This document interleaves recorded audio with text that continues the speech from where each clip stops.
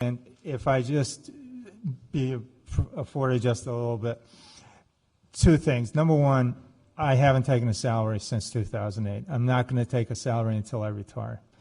And, well, noble sounding, of course. And my wife, as Harry Truman once said, behind every successful man there's a good woman and a surprise mother-in-law, and I've had both. The reality is I've been very lucky. I can do this, and I can do this in a way that is going to serve as many people as we can, which was my first goal when I started this, and hopefully leave something structural behind afterwards. I couldn't do one and provide for the second while I was taking out what was authorized for me to take out. So I'd much rather pay these guys who are doing work and allow me to start on that second part. The other thing that we tried to do is, as Janine pointed out, if you look at a lot of the studies on the unavailability of legal services to poor people, you'll see, obviously money is the first one, but that's not the big issue. The big issue is access. We don't know who to go to, and we don't know where to get them. So what we've done is we've proactively gone out in the communities and say, here we are, bring them on. And to Representative Almeida, senior centers, we get them all. Parents don't stop being parents. They bring their kids with them, their 40-year-old kids, and say, can you help them? And we don't deny anybody. We're here to be a resource for Rhode Island. That's what we want to leave behind. That's what I want to leave behind. So I thank you for your indulgence. Thank you. Any other questions? Thank you. Could we hear from Daniel Woodrew and Dr. Adam Pallant?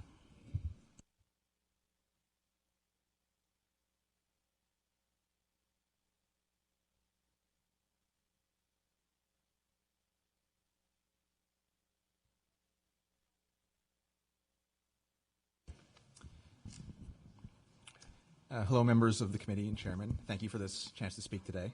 My name is Daniel Widrew. I'm a volunteer attorney at the Rhode Island Center for Law and Public Policy, and I'm here today to speak in favor of both these bills. In our president's testimony, he called the organization an incubator for new attorneys, and that is very true. When I first spoke to Jeff about me testifying today, I was kind of looking forward to giving some sort of stirring speech about all the good work that we're doing. And he recommended instead that I speak about how it's benefited me in my time there, which seems strange because I don't really think of what I'm doing there as to benefit myself, but the boss spoke, so that's what I sat down and gave it some thought, and I really have gained a lot from my time there. I first started volunteering at the agency in October of 2012. I was a recent graduate from Northeastern Law and waiting for the results for my bar exams, and I generally had no idea what I was doing with myself. And so as a newly minted attorney to-be, who had gone to school out of state, I didn't really know anything about the practice of law in Rhode Island.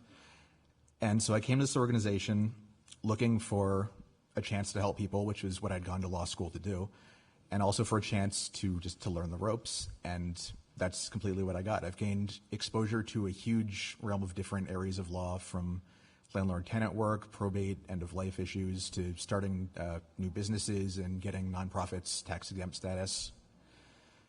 I've gotten a lot of experience at different hearings from second chair and from hearings I've handled on my own, and all different areas of practice. And I've gained a lot of confidence and, I hope, a lot of competence in what I've been doing.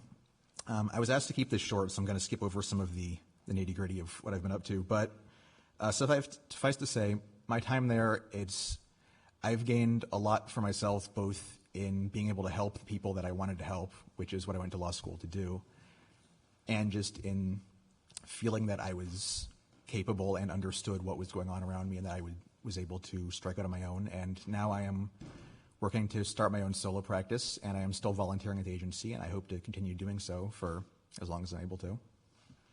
And thank you for your time. Thank you. Any questions? Doctor? Thank you. Am I on here? My name is Dr. Adam Pallant.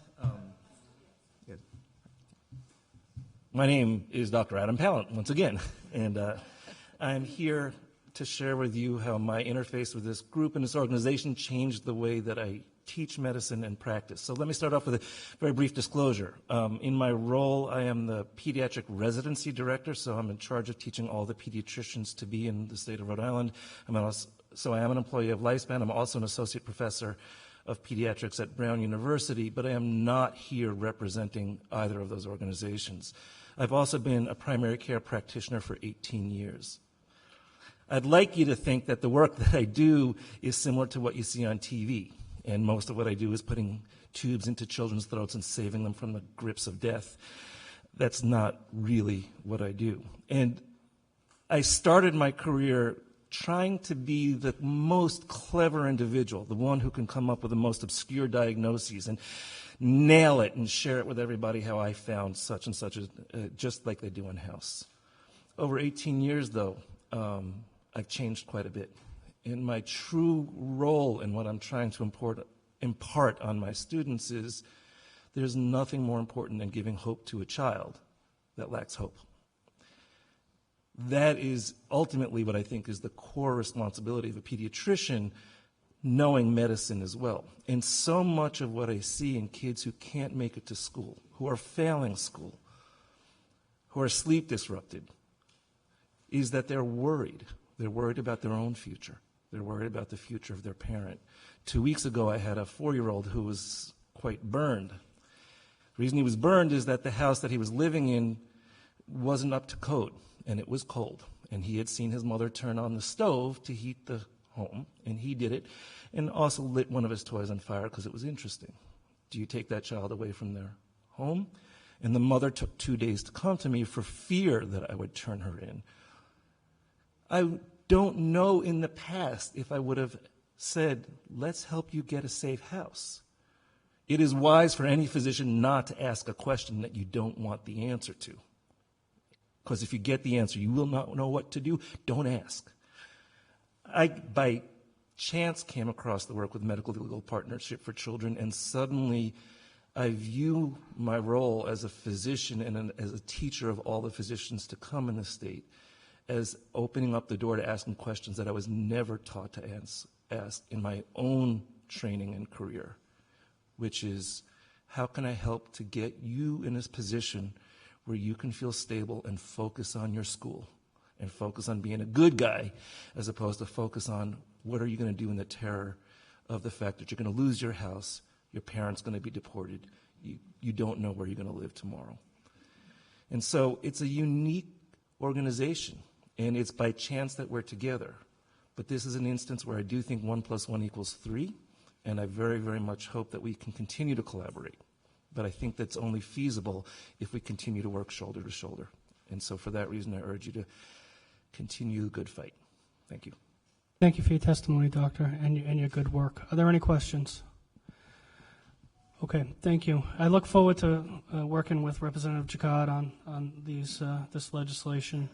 There's another group of pro bono lawyers out there that you may not be aware of, and that is elected officials that are also lawyers. We too frequently get called for clients that either can't pay or have matters that are too small. And now I have a great new referral source. So, yeah. But thank you for your testimony, and we'll be looking at this closely. Thank you.